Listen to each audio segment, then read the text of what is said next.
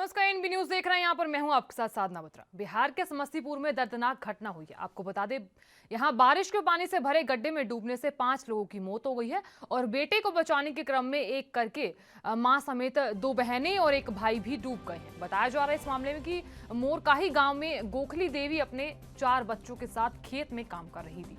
इस बीच चिमनी के पास रोड किनारे जेसीबी से किए गए 15 फीट गहरे बारिश के पानी से भरे गड्ढे में बेटा फिसलकर चला गया और बेटे को डूबता देखते हुए मां उसे बचाने के लिए कूद पड़ी और वह भी डूब गई। बता दें आपको कि मां और भाई को बचाने के लिए बारी बारी से गई 2 बहनें और एक भाई भी बारिश के पानी से भरे गड्ढे में डूब गए। इस दर्दनाक घटना की जानकारी जब गांव वालों को मिली तो किसी तरह सभी को बाहर निकाला गया, लेकिन तब तक बहुत देर हो चुकी थी। स्थानीय लोग मां और बच्चों को बचाने के लिए हसनपुर पीएचसी में लेके गए और वहां डॉक्टरों ने सभी को मृत घोषित कर दिया। एक साथ 5 लाशें गांव में देखते ही हर तरफ चीख पुकार मच गई। मृतकों की पहचान गोखली देवी 37 साल की है, कोमल कुमारी 16 साल की है। आपको बता दें दौलत कुमारी जो है वो 12 साल की है, पंकज कुमार 10 साल का है और गोलू कुमार 8 साल का है और इन सभी की मौत हो चुकी है। आपको बता दें घटना की जानकारी पर बिथान प्रखंड के सीओ पुलिस बल के साथ पहुंचे और शव को कब्जे में लेकर पोस्टमार्टम के लिए भेज दिया। इस दर्दनाक हादसे में मरने वाले मृतकों के परिजनों को सरकार की ओर से आपदा कोष से 4-4 लाख रुपए का मुआवजा दिया जाएगा।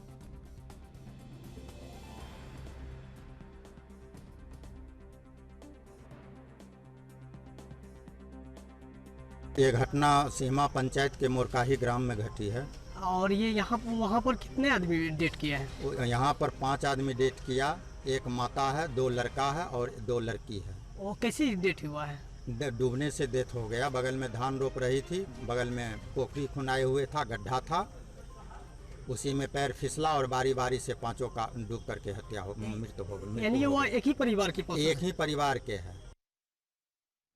मध्य प्रदेश में सोमवार को कोरोना की समीक्षा बैठक के बाद सरकार ने बड़ा फैसला लिया है। आपको बता दें मंगलवार यानी कि आज से बाजार रात 10 बजे से खुलेंगे और यहाँ यह भी बताया जा रहा है कि सिनेमा घर भी 50% क्षमता के साथ शुरू हो जाएंगे। वही रेस्टोरेंट अब फुल कैपेसिटी यानी कि 100% क्षमता के साथ खुल सकेंगे। तो यहाँ राहत भरी खबर निकलकर सामने आ रही है। शादी में 100 और अंतिम संस्कार में 50 लोगों को शामिल होने की इजाजत दे दी गई है। मुख्यमंत्री शिवराज सिंह चौहान ने कहा कि प्रदेश में कोरोना की स्थिति नियंत्रण में है और इसी को देखते हुए यह छूट देने का बड़ा निर्णय लिया गया है। आपको बता दें मध्य प्रदेश के मुख्यमंत्री शिवराज सिंह चौहान ने कहा कि कोरोना को लेकर सतर्क रहने की बेहद जरूरत है। दक्षिण और पूर्वोत्तर राज्यों में मामले लगातार बढ़ रहे हैं। केरल और महाराष्ट्र में संक्रमण कम हो रहा है और यहां अगस्त में केस बढ़ने का अनुमान भी लगाया गया है। जिलों के प्रभारी मंत्री और अधिकारी सतर्कता और सक्रियता बनाए रखें। यहाँ कोविड गाइडलाइन का पालन करने के लिए जनता को प्रेरित किया जाए और कोरोना के नए वेरिएंट की पहचान के लिए प्रदेश में जारी जीनोम सीक्वेंसिंग की जानकारी भी बैठक में दी गई।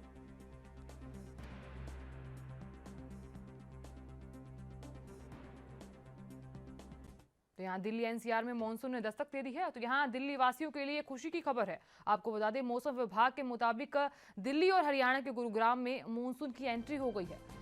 मंगलवार की सुबह दिल्ली एनसीआर में बारिश हुई जिससे तापमान में गिरावट दर्ज की गई। इस बारिश और ठंडी हवाओं से लोगों को झुलसा देने वाली गर्मी से राहत मिली है। यहाँ बीते कई दिनों से गर्मी के ताप ने लोगों का हाल बेहाल कर रखा था। दिल्ली और आसपास के क्षेत्रों में सुबह से ही बादल छाए हुए थे और इससे पहले की बात करें तो यानी सोमवार की दक्षिण पश्चिम मानसून राजस्थान के जैसलमेर और गंगानगर तक पहुंचा और आपको बता दें कि दिल्ली हरियाणा के इलाकों से छिटक गया था, लेकिन देर रात गुरुग्राम में बारिश हुई और फिर ठंडी हवाओं ने दिल्ली का तापमान भी कम कर दिया।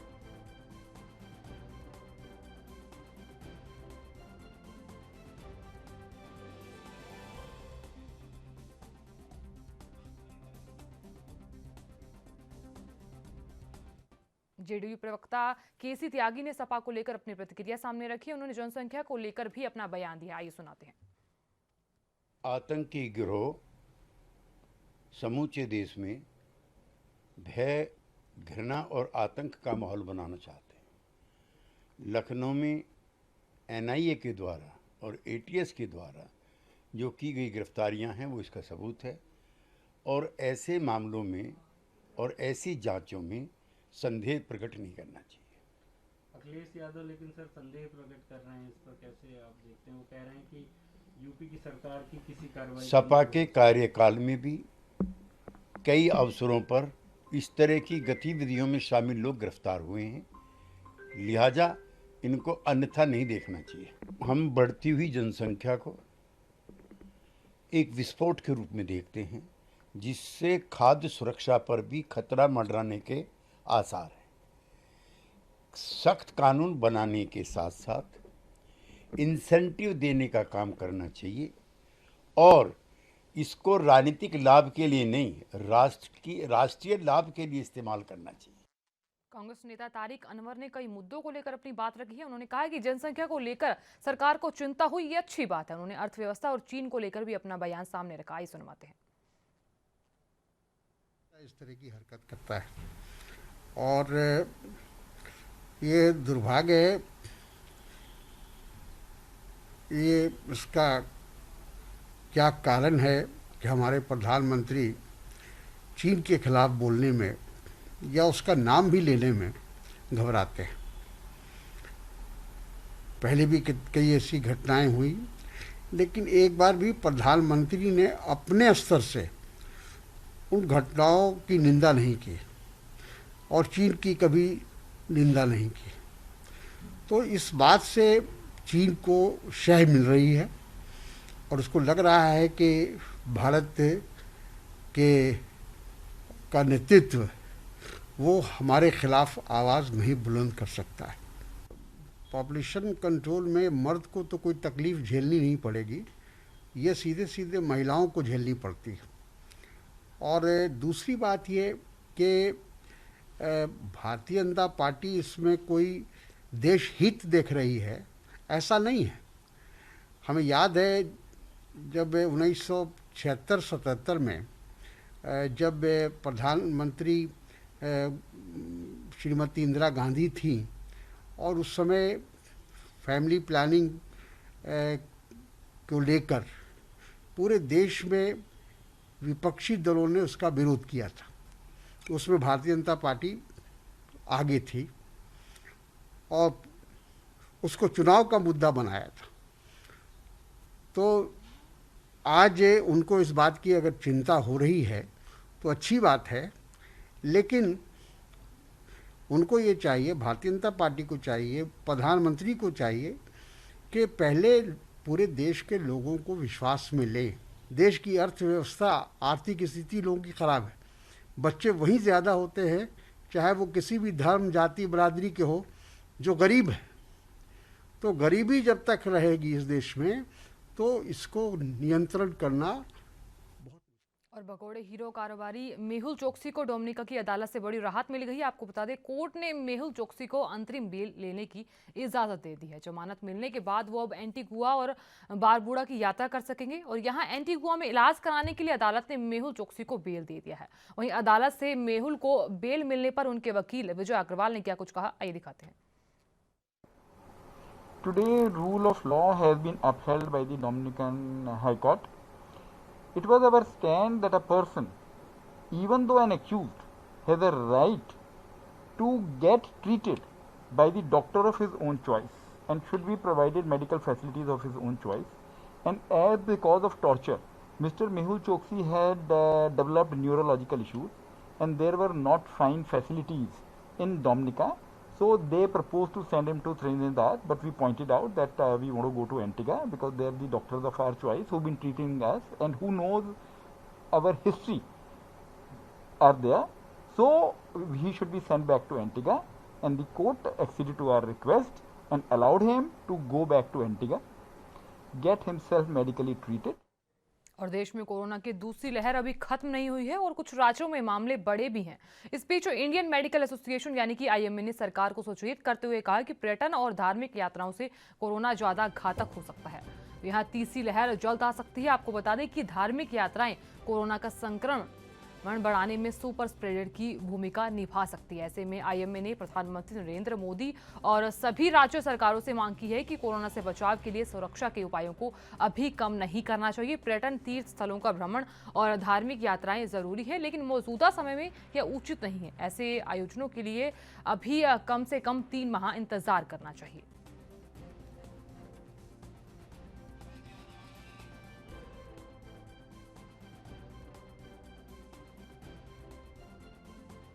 लेंगे छोटा सा ब्रेक, जल्द हाजिर होगी।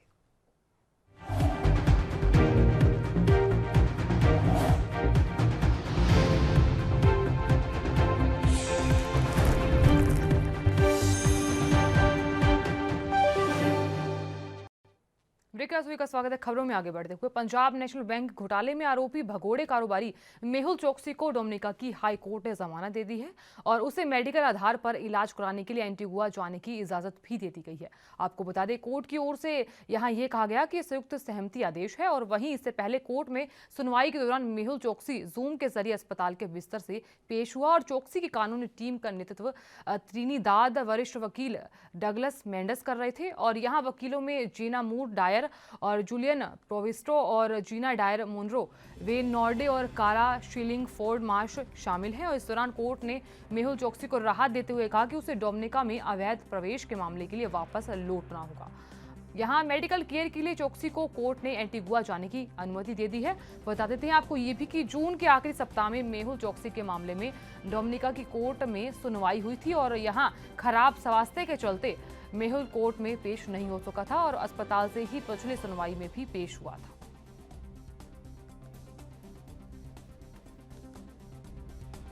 Today, rule of law has been upheld by the Dominican High Court.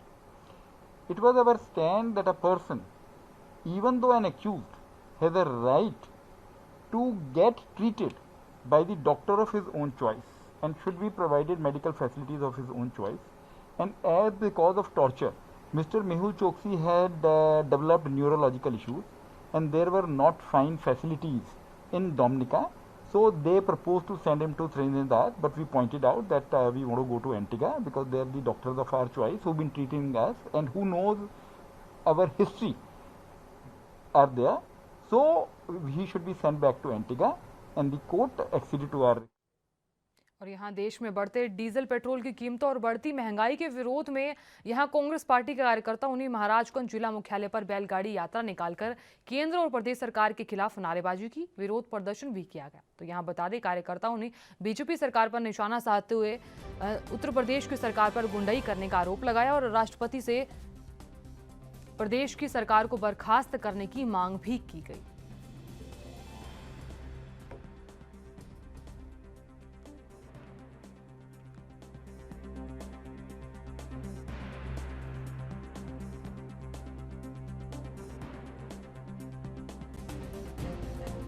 Petrol, diesel, gas का दाम अब तक 66 बार बढ़ चुका है। हमारी नेता, हमारी अध्यक्षा ने अपील किया भारत सरकार से कि दाम कम किया जाए कोविड को देखते हुए, लेकिन कम नहीं कर रहे हैं, लगातार बढ़ता चला जा रहा है और गुंडागर्दी चरम सीमा पर पहुंच गया है यूपी सरकार के द्वारा। इस नाते एक ज्ञापन हम राष्ट्रपति महोदय को देना चाहते हैं। इस भ्रष्ट सरकार को बर्खास्त किया जाए, इस भ्रष्ट सरकार को बर्खास्त किया जाए और पेट्रोल, डीजल, गैस। और कोरोना की तीसरी संभावित लहर को ध्यान में रखते हुए हरियाणा सरकार ने बड़ा फैसला लिया है। अब खेलो इंडिया यूथ गेम्स का आयोजन फरवरी 2022 में किया जाएगा। आपको बता दें, इससे पहले इस खेलों का आयोजन इसी साल होना था और यहाँ खेलों में 8500 खिलाड़ी भाग लेंगे। सभी खिलाड़ी अंडर 18 होंगे। 18 से कम आयु में टीकाकरण ना होने पाने के कारण सरकार और भी ज्यादा सतर्क है। खेलो इंडिया यूथ गेम्स अब 2021 के बजाय फरवरी 2022 में होगी। तो यहाँ आपको बता दें कि यहाँ सरकार कोरोना को देखते हुए फिलहाल कोई जोखिम नहीं उठाना चाहती, इसलिए यह बड़ा निर्णय लिया गया है। खेलो इंडिया यूथ गेम्स का शुभंकर धाकल होगा और यहाँ मनोहर लाल सरकार की अध्यक्षता में ये आयोजन किया जाएगा। तो यहाँ हरियाणा सरकार का अहम फैसला सामने आया है। आपको बता दें, हरियाणा 2021 को लेकर गठित आयोजन सह समन्वय कमेटी की पहली बैठक में खेलों को अगले साल करवाने की सहमति बनी है।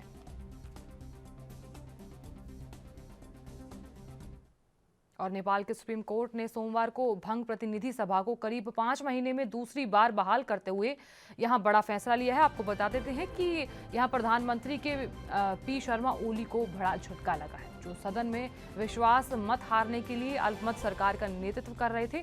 साथ ही नेपाली कांग्रेस के अध्यक्ष शेर बहादुर देवबा को प्रधानमंत्री नियुक्त करने के आदेश दिए गए। आपको बता देते हैं ये भी कि पूर्व प्रधानमंत्री बाबूराम भट्टाराई के अनुसार देउबा आज पीएम पद की शपथ लेंगे। फिलहाल मंत्रियों के पोर्टफोलियो को लेकर चर्चा चल रही है। नेपाल के प्रधानमंत्री केपी शर्मा की सिफारिश पर राष्ट्रपति बिधा देवी भंडारी ने 5 महीने में दूसरी बार संसद के निचले सदन को भंग कर मध्यावधि चुनाव कराने का ऐलान किया था। बिधा देवी भंडारी के इस फैसले के विरोध में यहां याचिका भी दायर की गई थी। नेपाल के सुप्रीम कोर्ट ने इस याचिकाओं पर सुनवाई करते हुए सोमवार को राष्ट्रपति बिधा भंडारी को फैसला पलट दिया है।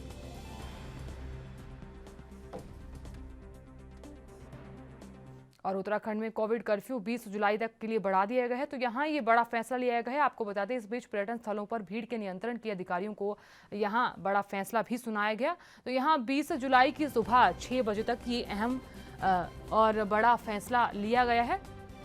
तो यहाँ आपको बता देते हैं कि विवाह समारोह और शव यात्रा में 50 लोगों को ही शामिल होने की अनुमति दी गई है, और जबकि सभी शिक्षण प्रशिक्षण संस्थान फिलहाल बंद रहेंगे। ऑनलाइन कक्षाओं और डिस्टेंस लर्निंग की अनुमति होगी। और अहम जानकारी आपको ये भी दे दें कि कोचिंग संस्थान फिलहाल 50% क्षमता के साथ ही चलेंगे, और किसी भी तरह की सामाजिक, राजनीतिक, मनोरंजन, शैक्षणिक, सांस्कृतिक गतिविधियां फिलहाल बंद रहेंगी।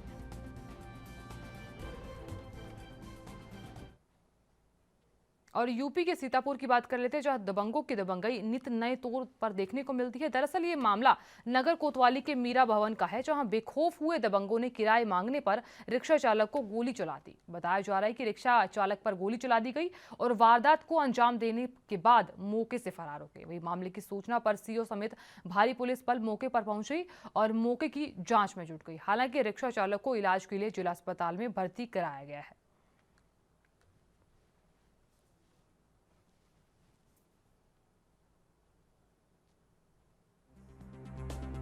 जो है एक व्यक्ति ने गोली मार दी है किराया मांगने पर, क्या है पूरा मामला? ये ओम प्रकाश चौहान है, करौंदी गांव के रहने वाले हैं और ई रिक्शा चालक हैं।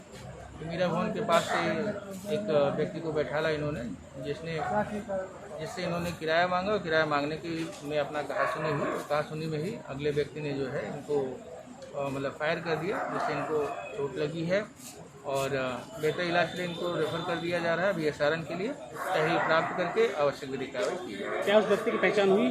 अभी पहचान नहीं हो पाई।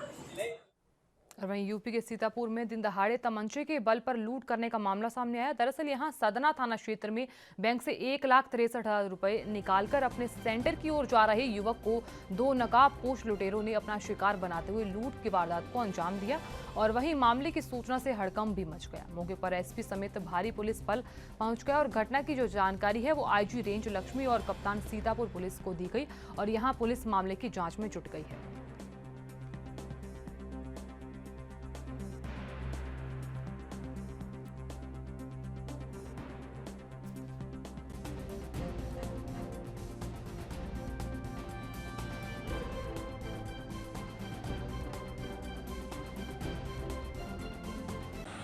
आज एक CSP चलाने वाले सुरेंद्र जी हैं, जो आज इंडियन बैंक से करीब 1,63,000 रुपये निकाले थे। उनका आरोप है कि मैं बैंक से पैसे निकाल के बाइक से अपने गांव जा रहा था। नहर के पास रास्ते में 2 लोग आए और इन लोगों ने हमारा बैग छीन लिया। लोगों ने कहा पेमेंट हमको आप दे दीजिए, और पैसे लेकर के वो पीछे वापस भाग गए। उनकी तहरीर पे थाने पर मुकदमा लूट का दर्ज कर दिया गया है। मौके पर पुलिस अधीक्षक महोदय, IG रेंज महोदया जगह भ्रमण किया गया है। करीब 6 टीमों का गठन किया गया है। मैं स्वयं इसको सुपरवाइज कर रहा हूँ। इसमें 2 क्षेत्राधिकारी और 5 SHO और हमारी सर्वेलेंस वर्ग की टीम लगी हुई है। बहुत ही महत्वपूर्ण इसमें क्लू हम लोगों को मिले हुए हैं। बहुत ही जल्द घटना को वर्कआउट हम लोग करेंगे। अभी आरोपियों का कोई पता नहीं चला? नहीं, आरोपियों का नाम तो नहीं आया है, लेकिन जो विक्टिम है उनके द्वारा कुछ क्लूज दिए गए हैं। और पूर्व से जो हमारे यहाँ क्राइम पे काम करने वाली जिससे कि टीम शॉर्ट सर्वेलेंस की, उनको कुछ जानकारी है इसके बारे में। हमारी टीमें इस समय दबिश दे रही हैं और आप देखेंगे बहुत जल्दी घटना वर्कआउट हो जाएगी। सर, घटना कहाँ पे हुई है? ये घटना जो राला मऊ है उसके बगल में नहर है, नहर की पुलिया पे घटना हुई है, जस्ट सड़क के बगल में हुई है। तो इससे ही लग रहा कि कोई जानकार व्यक्ति है जो इनको जानता कि ये CSP संचालक है और ये पैसे लेके निकाल के जा रहे थे, क्योंकि जो जिन लोगों ने घटना कारित की है वो सब लोगों ने पेमेंट की बात की हो। पेमेंट वही बात करता है उसको जानकारी कि इन्होंने बैंक से पैसे निकाला है।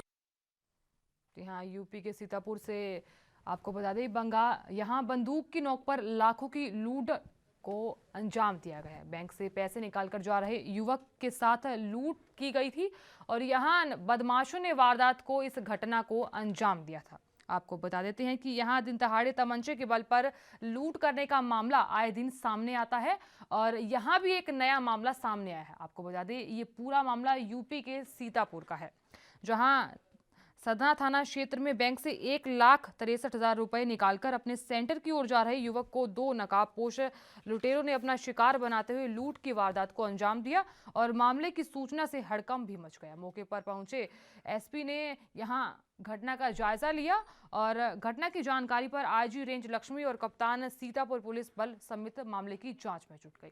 तो यहाँ इस घटना की वारदात के बाद मामले की जांच में जुट गई है पुलिस और आगे की जो कार्रवाई है वो भी की जा रही है। तो यहाँ